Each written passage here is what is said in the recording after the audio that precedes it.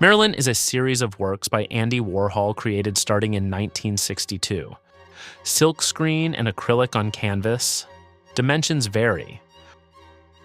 Probably one of the most recognizable images of the 20th century. Marilyn's smiles, always the same, yet always different. Bright colors, a perfect face, yet at the same time worn down. What you are looking at is not a simple portrait. It is repetition. It is an image breaking apart as it multiplies. And here's the truth behind it. We are in New York, 1962. Marilyn Monroe has just died and Hollywood loses its most iconic face. But at that very moment, that image stops being a person. It becomes, in every sense, a legend, a myth. And it becomes a product too. Andy Warhol understands this before anyone else. He is not yet the absolute legend he will become, but he is already inside the system. He comes from advertising, he worked as a commercial illustrator in New York, and he knows exactly how images work, how they are constructed, how they are sold. And above all, he understands something before the others. The future of art is not in uniqueness. It is in repetition. So he takes a publicity photograph from the film Niagara, a photo he did not take himself. He does not invent it. He does not really alter it. He takes it and repeats it. Warhol does not paint in the traditional sense. He uses silkscreen printing. He reproduces the same image multiple times, like on an assembly line.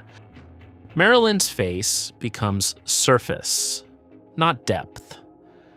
Flat colors, imperfect overlaps, smudges, misalignments, errors. But it is precisely those errors that create something new, because every Marilyn is identical, and at the same time different.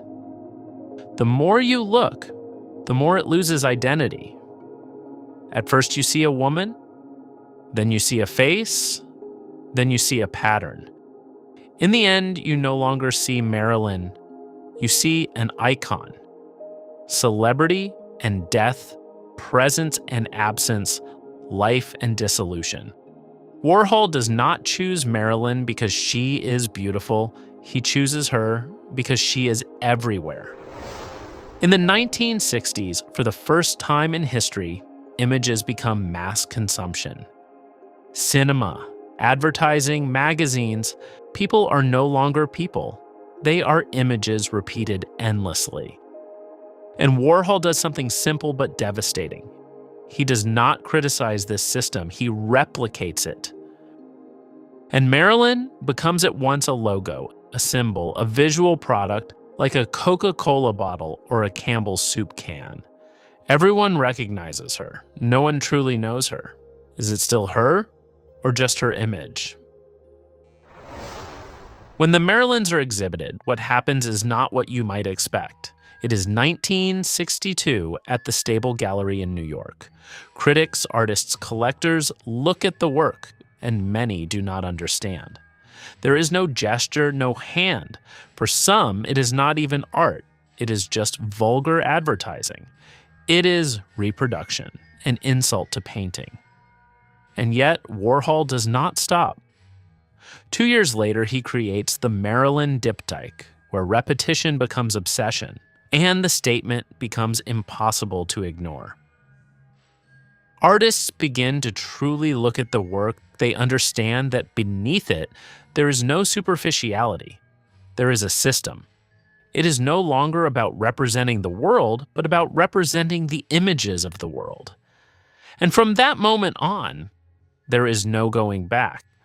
Art stops being unique. It becomes replicable. The artist stops being a craftsman, he becomes a producer. The image stops being reality and becomes consumption. Thanks to this series of works, Andy Warhol stops being just another artist, an outsider, and becomes the absolute center of pop art, a living legend.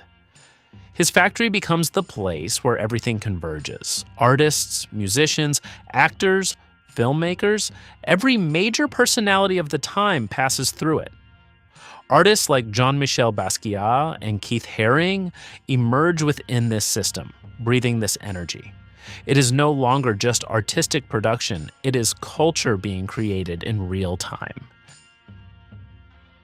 Very quickly, museums, collectors, galleries, all want a Marilyn. Because by now, it is clear this is no longer just any image. Marilyn Monroe is the portrait of the 20th century, the Mona Lisa of the contemporary era. And this is where something perfectly Warholian happens. A work that speaks about consumption becomes one of the most expensive objects in the world.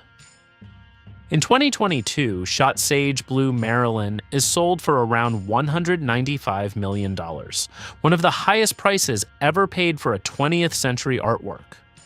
A work that does not simply break a rule, does not just revolutionize painting, it radically changes art and its entire system, forever